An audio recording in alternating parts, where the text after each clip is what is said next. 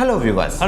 Welcome to Minute Mystery. இந்த உலகத்தோட சின்ன நீர்ப்பகுதி இன்னும் கொஞ்சம் எக்ஸாக்ட்டா சொன்னா அதோட நேரோவஸ்ட் பாயிண்ட்ல அதோட அகலமே வெறும் 33 கிலோமீட்டர் தான். ஆனா என்னதான் ஒரு சின்ன நீர்ப்பகுதியா இருந்தாலும் அந்த ஒரு சின்ன நீர்ப்பகுதி தான் பாத்தீங்கன்னா இந்த உலகத்தோட ஒட்டுமொத்த எனர்ஜி லைஃப் லைன் இருக்கும் பாத்தீங்களா, அந்த எனர்ஜி லைஃப் லைனே கண்ட்ரோல் பண்ணிட்டு இருக்கு. எஸ், ஒவ்வொரு நாளுமே அந்த நீர்ப்பகுதி வழியா தான் ஹண்ட்ரட்ஸ் ஆஃப் ஆயில் டேங்கர்ஸ் இருக்கு பாத்தீங்களா, அது போயிட்டு வந்துட்டு இருக்கு. அப்படி இந்த நீர்ப்பகுதி வழியா ஒவ்வொரு நாளும் போயிட்டு வந்துட்டு இருக்கிற இந்த ஆயில் டேங்கர்ஸ் கொண்டு வர ஃபியூவலா தான் பாத்தீங்கன்னா இந்த உலகத்துல மேக்ஸிமம் நாடு அதோட கார்ல போட்டு ஓட்டவும் செய்றாங்க. அது கார் மட்டும் கிடையாது, வானத்துல பறக்கிற பிளேனா இருந்தாலும் சரி, இல்ல அத்தியாவசிய பொருட்களை தயாரிக்கிற ஃபேக்டரிஸா இருந்தாலும் சரி, அண்ட் ஆயிலை யூஸ் பண்ணி என்னென்ன பிசினஸ் இருக்கோ அது எல்லாத்துக்குமே இந்த ஃபியூவல் தான் அத்தியாவசியமாவே இருக்கு. இன்னும் சிம்பிளா சொன்னா ஒரு நாட்டோட என்டையர் எக்கனாமியே இந்த ஃபியூவலை டிபெண்ட் பண்ணி தான் இருக்கு. இவ்வளவு முக்கியத்துவம் வாய்ந்த இந்த ஒரு சின்ன நீர் பகுதியை மட்டும் பிளாக் பண்ணாங்க அப்படின்னா என்ன ஆகும்? அதை நினைச்சு பார்க்கவே முடியாத அளவுக்கு அதோட விளைவுகள் மிகப்பெரியதா இருக்கும். ஏன்னா அதை மட்டும் பிளாக் பண்ணா ஆயிலோட விலை வேற லெவல்ல எகிரிட்டு போகும். குளோபல் ட்ரேடே பாத்தீங்கன்னா ஸ்லோவாக ஆரம்பிக்கும். ஏன் ஒவ்வொரு நாட்டோட எக்கனாமியுமே பாத்தீங்கன்னா எதிர்பார்க்க முடியாத அளவுக்கு பயங்கரமான சரிவையும் சந்திக்கும் இல்லையா? சோ அப்படிப்பட்ட இந்த உலகத்துக்கு ரொம்ப அத்தியாவசியமா இருக்கக்கூடிய அந்த ஒரு நீர்ப்பகுதியை தான் ஈரான் பிளாக் பண்ண போறதாவும் சொல்லிட்டு இருக்காங்க. ஏன் இப்போதைக்கு அந்த நீர்ப்பகுதியை பார்சியலா பிளாக் பண்ணிட்டதாவுமே அவங்க சொல்லியிருக்காங்க. அப்படி என்னடா அது நீர்ப்பகுதி அப்படின்னு கேட்டீங்கன்னா அதோட பேர் தான் தி ஸ்ட்ரெய்ட் ஆஃப் ஹார்முஸ். சோ இந்த ஸ்ட்ரெய்ட் ஆஃப் ஹார்முஸ் எங்க இருக்கு, அதோட முக்கியத்துவம் என்ன, அதை ஈரானால கம்ப்ளீட்டா பிளாக் பண்ண முடியுமா, சப்போஸ் அதை அவங்க பிளாக் பண்ணாங்க அப்படின்னா அது இந்தியால எவ்வளவு பெரிய தாக்கத்தை கிரியேட் பண்ணும் அப்படின்ற கம்ப்ளீட் டீடைல்ஸ் தான் இன்னைக்கு வீடியோல நம்ம பார்க்க போறோம். இந்த வீடியோல நான் ஏன்டா பார்க்கணும் அப்படின்னு சொல்லிட்டு நீங்க கேட்டீங்கன்னா, இன்னைக்கு நம்ம ஊர்ல சிலிண்டர் தட்டுப்பாடு நிலவிட்டு இருக்கு பாத்தீங்களா, அதற்கான முக்கியமான காரணமே இந்த ஸ்ட்ரெய்ட் ஆஃப் ஹார்முஸ் தான். அது இதோட நிக்க போறது கிடையாது. சப்போஸ் ஈரான் மட்டும் இந்த வழியை தொடர்ந்து பிளாக் பண்ணிட்டே இருந்தாங்கன்னா நம்ம அன்றாட வாழ்க்கையில எக்கச்சக்க பிரச்சனைகளை கிரியேட் பண்ணும் அப்படின்றத இந்த வீடியோ முடியறப்ப நீங்க நல்லாவே தெரிஞ்சுப்பீங்க. சோ ஸ்கிப் பண்ணாம கடைசி வரைக்கும் வீடியோ பாருங்க. வாங்க வீடியோக்குள்ள போலாம். அப்புறம் நம்ம சேனலை சப்ஸ்கிரைப் பண்ணி போயிடலாம். கூட வாட்ஸ்அப் அண்ட் ஃபேஸ்புக் லிங்க் டிஸ்கிரிப்ஷன்ல கொடுத்துறோம், மறக்காம கிளிக் பண்ணி ஃபாலோ பண்ணிக்கோங்க. இந்த ஸ்ட்ரெய்ட் ஆஃப் ஹார்முஸ் அப்படின்றது வேற எதுவும் கிடையாது. இது ஒரு சின்ன ஜலசந்தி அப்படின்னு சொல்லலாம், அதாவது ஒரு சின்ன நீர் பாதை அப்படின்னு சொல்லலாம். இந்த சின்ன நீர்ப்பாதை எந்த இரண்டு நாடுகளுக்கு இடையில அமைஞ்சிருக்குன்னா ஈரான் அண்ட் ஓமன் இருக்கு பாத்தீங்களா, அந்த இரண்டு நாடுகளுக்கு இடையில தான் அமைஞ்சிருக்கவே செய்யுது. ஆனா என்னதான் இது இந்த இரண்டு நாடுகளுக்கு இடையில அமைஞ்சிருந்தாலும் இந்த ஒரு சின்ன நீர் ஜலசந்தி தான் பாத்தீங்கன்னா இந்த உலகத்தோட இரண்டு முக்கியமான இன்றியமையாத வாட்டர் பாடிஸை கனெக்ட் பண்ணவே செய்யுது. அதுதான் Persian Gulf and Gulf of Oman. இதுல இந்த கல்ஃப் ஆஃப் ஓமனை பத்தி சிம்பிளா சொல்லணும் அப்படின்னா இதுதான் நீண்டுட்டு போய் பாத்தீங்கன்னா அரபிக் கடல்ல போய் சேரவே செய்யும். அதே இந்த பக்கம் வந்து பார்த்தோம் அப்படின்னா பெர்சியன் கல்ஃப் இருக்கு பாத்தீங்களா, இந்த பெர்சியன் கல்ஃபை சுத்தி தான் பாத்தீங்கன்னா எல்லா ஆயில் ரிசர்வாயர் நாடுகளுமே இருக்கவே செய்யும். குறிப்பிட்டு சொல்லணும் அப்படின்னா Saudi Arabia, Iraq, Kuwait, United Arab Emirates, Qatar and Iran சொல்லிட்டு இந்த எல்லா நாடுகளுமே பாத்தீங்கன்னா இந்த பெர்சியன் கல்ஃபை சுத்தி தான் இருக்கவே செய்யுது. சோ அந்த நாடுகள்ல இருக்கிற ஆயில் எல்லாத்தையுமே இவங்க ஏற்றுமதி செய்யணும் அப்படின்னா, அதாவது கப்பல்ல ஏற்றி மற்ற நாடுகளுக்கு அனுப்பணும் அப்படின்னா இந்த பெர்சியன் கல்ஃப் வழியா போய் அந்த ஸ்ட்ரெய்ட் ஆஃப் ஹார்முஸ் அப்படின்ற ஒரு சின்ன நீர்ப்பகுதி இருக்கு பாத்தீங்களா, அந்த சின்ன நீர்ப்பகுதியை கிராஸ் பண்ணா மட்டும்தான் அவங்களால கல்ஃப் ஆஃப் ஓமனை ரீச் பண்ண முடியும். அப்படி கல்ஃப் ஆஃப் ஓமனை ரீச் பண்ணா மட்டும்தான் யூரோப் கண்ட்ரிஸா இருந்தாலும் சரி, இல்ல இந்த உலகத்துல இருக்கிற மற்ற நாடுகளுக்கா இருந்தாலும் சரி, எல்லா நாடுகளுக்குமே ஆயில அனுப்ப முடியும். சோ இங்க பெர்சியன் கல்ஃபோட மெயின் எக்ஸிட் டோரா இருக்குது எது, அதாவது ஆயில ஏற்றி அனுப்புற அந்த நாடுகள் எல்லாத்துக்குமே மெயின் டோரா இருக்குது எது, இந்த ஸ்ட்ரெய்ட் ஆஃப் ஹார்முஸ் தானே. சோ இப்படிப்பட்ட அந்த ஸ்ட்ரெய்ட் ஆஃப் ஹார்முஸோட அகலம் எவ்வளவு இருக்கும் அப்படின்னு பாத்தீங்கன்னா அதோட நேரோயஸ்ட் பாயிண்ட்ல பாத்தீங்கன்னா 33 கிலோமீட்டர் இருக்கும். என்னங்க சொல்லுங்க, 33 கிலோமீட்டர்ன்றது ஒரு மிகப்பெரிய டிஸ்டன்ஸ் ஆச்சேடா. இவ்வளவு கிலோமீட்டர் இருந்துச்சுன்னா கப்பல் எங்கிட்ட வேணாலும் அழகா போயிட்டு வந்துடலாமாடா அப்படின்னு சொல்லிட்டு நீங்க யோசிக்கலாம். ஆனா என்னதான் நேரோயஸ்ட் பாயிண்ட்ல இதோட அகலம் 33 கிலோமீட்டர் இருந்தாலும் அது 33 கிலோமீட்டர்ல கப்பல் போகக்கூடிய ஏரியா அப்படின்னு சொல்லுவாங்க பாத்தீங்களா, அதாவது எந்த விதமான தடையுமே இல்லாம கப்பல் போகக்கூடிய ஏரியா அப்படின்னு பார்த்தோம் அப்படின்னா அது வெறும் 3 கிலோமீட்டர் தான். சோ அந்த 3 கிலோமீட்டர் அப்படின்ற ஒரு சின்ன டிஸ்டன்ஸ்க்குள்ள தான் பாத்தீங்கன்னா ஒவ்வொரு வருடமுமே ஆயிரக்கணக்கான மிகப்பெரிய கப்பல்கள் ஆயில ஏற்றிட்டு அந்த வழியா போயிட்டும் வந்துட்டும் இருக்குதுங்க. சோ இப்படி இந்த ஸ்ட்ரெய்ட் ஆஃப் ஹார்முஸ் வழியா டிராவல் பண்ணிட்டு போற கப்பல்கள் ஏற்றிட்டு போற இந்த ஆயில் தான் பாத்தீங்கன்னா இப்போ இந்த மாடர்ன் வேர்ல்டோட முக்கியமான ஒரு பவர் எனர்ஜியாவே இருந்துட்டு இருக்கு. இன்னும் உங்களுக்கு ரொம்ப சிம்பிளா சொல்லணும்னா இந்த உலகத்தோட most important oil choke point அப்படின்னா அது இந்த ஸ்ட்ரெய்ட் ஆஃப் ஹார்முஸ் அப்படின்னு சொல்லலாம். அது என்னடா சோக் பாயிண்ட் அப்படின்னு கேட்டீங்கன்னா அது ரொம்ப சின்ன பகுதி. ஆனா என்னதான் சின்ன பகுதியா இருந்தாலும் அதன் வழியா தான் இந்த உலகத்தோட லார்ஜஸ்ட் அமௌண்ட் ஆஃப் ட்ரேட்ஸ் நடக்கவே செய்யும். இதை உங்களுக்கு இன்னும் சிம்பிளிஃபை பண்ணி சொல்லணும் அப்படின்னா நம்ம உடம்புல நேரோஸ்ட் பாயிண்ட் இது கழுத்து தானே. அந்த கழுத்தை மட்டும் யாராவது பிடிச்சி நெரிச்சிட்டாங்க அப்படின்னா நம்ம உயிர் வாழவே கஷ்டப்படுவோம் இல்லையா, அந்த மாதிரியான ஒரு பகுதி தான் இந்த ஸ்ட்ரெய்ட் ஆஃப் ஹார்முஸ். எஸ், இவ்வளவு முக்கியத்துவமா இந்த ஸ்ட்ரெய்ட் ஆஃப் ஹார்முஸ் வழியா தான் ஒவ்வொரு வருஷமும் இந்த உலகத்துக்கு தேவையான ஆயில் சப்ளைல 20% ஆஃப் ஆயில் வெளியில போயிட்டு இருக்கு. அதாவது இந்த உலகத்துல 5 பேரல்ஸ் ஆஃப் ஆயில வந்து யூஸ் பண்றாங்க அப்படின்னா அதுல 1 பேரல் ஆஃப் ஆயில் இந்த ஸ்ட்ரெய்ட் ஆஃப் ஹார்முஸ் வழியில தான் வெளியில போயிட்டே இருக்கு. இன்னும் எக்ஸாக்ட்டா சொன்னா ஒவ்வொரு நாளுமே இந்த ஸ்ட்ரெய்ட் ஆஃப் ஹார்முஸ் வழியா 17 ல இருந்து 20 மில்லியன் பேரல்ஸ் ஆஃப் ஆயில் வெளியில போயிட்டு இருக்கு. அதுக்காக ஆயில் மட்டும் தான் இந்த வெளியில போயிட்டு இருக்கு அப்படின்னு கேட்டா அதுவும் கிடையாது. இந்த உலகத்துக்கு ஆயிலுக்கு அடுத்து ரொம்ப முக்கியத்துவம் வாய்ந்த லிக்விஃபைடு நேச்சுரல் கேஸ் இருக்கு பாத்தீங்களா, அதுவும் இந்த ஸ்ட்ரெயிட் ஆஃப் ஹார்மூஸ் வழியா தான் வெளியில போயிட்டு இருக்கு. இந்த லிக்விஃபைட் நேச்சுரல் கேஸ் அளவுக்கு அதிகமா ப்ரொடியூஸ் பண்ற நாடு எதுன்னு கேட்டீங்கன்னா கத்தார் நாடு தான். இந்த கத்தார் நாட்டுல இருந்து தான் ஆசிய கண்டத்துல இருக்கிற பல நாடுகளா இருந்தாலும் சரி, யூரோப் கான்டினென்ட்ல இருக்கிற பல நாடுகளா இருந்தாலும் சரி, அதை தாண்டி எக்கச்சக்க நாடுகள் கேஸ வாங்கவும் செய்றாங்க. ஏன் இந்த உலகத்தோட மேஜர் எக்கனாமிக்ஸா சொல்லப்படுற சீனா, இந்தியா, ஜப்பான், சவுத் கொரியா மற்றும் யூரோப்ல இருக்க சில நாடுகளும் இந்த கத்தார்ல இருந்து தான் கேஸ வாங்கவே செய்றாங்க.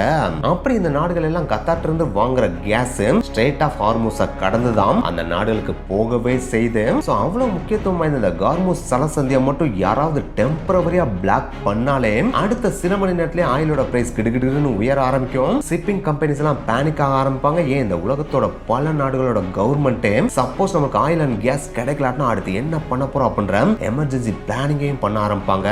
சோ இதனால தான் இந்த ஒரு சின்ன நீர் பகுதியை குளோபல் எக்கனாமிக் பிரஷர் பாயிண்ட் அப்படின்னு சொல்றாங்க.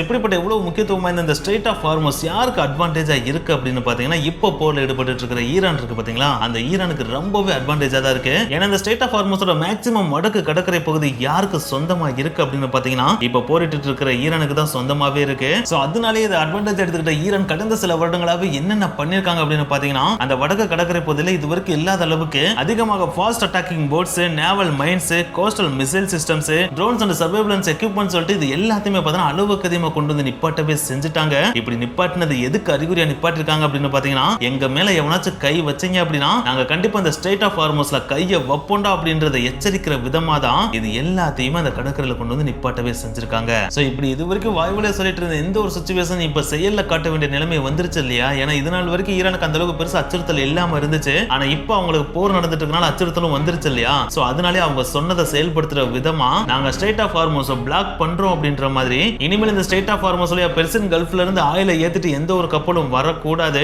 அப்படி வந்துச்சு அப்படின்னா அந்த கப்பல்கள் தாக்குதலுக்கு உட்படுத்தப்படலாம். அப்படி தாக்குதலுக்கு உட்படுத்தப்பட்டுருச்சு அப்படின்னா கப்பல்ல ஏற்படுற சேதாரத்துக்கு நாங்க பொறுப்பு இல்லை அப்படின்னு சொல்லிட்டு எச்சரிக்கையும் செஞ்சுட்டாங்க.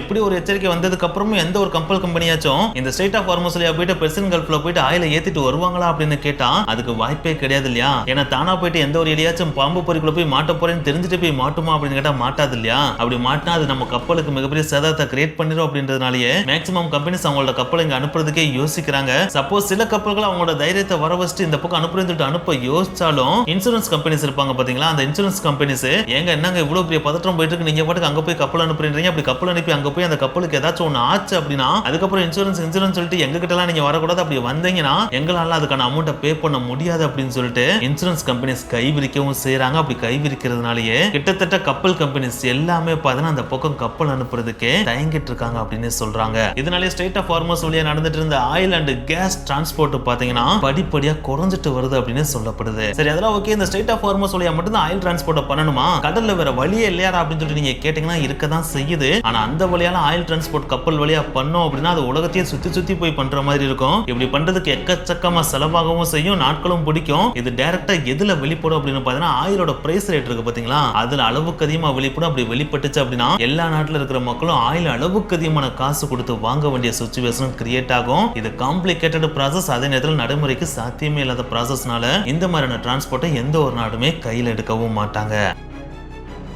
ஸோ இவ்வளோ முக்கியத்துவமாக இந்த ஸ்ட்ரெயிட் ஆஃப் ஹார்மூஸை மட்டும் ஈரான் கம்ப்ளீட்டாக பிளாக் பண்ணி எந்த ஒரு சிப்பையும் பெர்ஷியன் கல்ஃப்குள்ளேயும் அலோவ் பண்ணல, இல்லை பெர்ஷியன் கல்ஃப்லேருந்து எந்த ஒரு சிப்பையும் வெளியேறவும் அனுமதிக்கல அப்படின்னா அது இந்த உலகத்துக்கே மிகப்பெரிய தலைவலியாக மாறும். எஸ், இந்த உலகத்தோட 20% ஆஃப் ஆயில் சப்ளையும் கட் ஆகும், கேஸ் சப்ளையும் கட் ஆகும். இப்படி கட் ஆகிறது பார்த்தீங்கன்னா இந்த உலகத்தோட ஆயில் பிரைசஸே இன்க்ரீஸ் பண்ணும், கேஸ் பிரைசஸே இன்க்ரீஸ் பண்ணும். இதற்கெல்லாம் மேலே ஆயில் தட்டுப்பாடு இல்லவும் கேஸ் தட்டுப்பாடு இல்லவும். சரி இதோட நின்றுமா அப்படின்னு கேட்டீங்கன்னா அதுவும் கிடையாது. ஷிப்பிங் கம்பெனிஸ் எப்படியாவது ஆயில் ரிசர்வாயர் கண்ட்ரீஸ்ல போய் ஆயில் எக்ஸ்போர்ட் பண்ணிட்டு வந்துடலாமா அப்படின்னு சொல்லிட்டு ஆல்டர்னேட்டிவ் ரூட்டை தேட ஆரம்பிப்பாங்க. ஆனா என்னதான் தேடினாலும் அந்த ரூட் எல்லாமே பயங்கர எக்ஸ்பென்சிவா இருக்கும். இதுக்கெல்லாம் மேல போரும் நடந்துட்டு இருக்கு இல்லையா, அதனாலே ஷிப்பிங் கம்பெனிஸ் கட்டுற இன்சூரன்ஸ் பிரீமியமும் அளவுக்கு அதிகமாயிரும். ஏன்னா எப்ப எந்த நாடு எந்த கப்பல் மேல குண்டு போடுனே தெரியாது. அப்படி இருக்கிற அந்த சமயத்துல நீங்க கடலுக்குள்ள கப்பலை ஓட்டி தெரிஞ்சீங்கன்னா அதற்கு நாங்க பொறுப்பானோம் அப்படின்னா அதுக்கு நீங்க பிரீமியம் அளவுக்கு அதிகமா கட்ட வேண்டியிருக்கும் அப்படின்னு சொல்லிட்டு பிரீமியத்தை அதிகமாக்கிடுவாங்க. இந்த ஆஃபருமே ஹார்மூஸ் ஜலசந்தியை தவிர மற்ற பகுதிகளில் தர கப்பல்களுக்கு தானே தவிர இந்த ஸ்ட்ரெயிட் ஸ்ட்ரெயிட் ஆஃப் ஹார்மோஸ் தர கப்பல்கள் இருக்கு பாத்தீங்களா,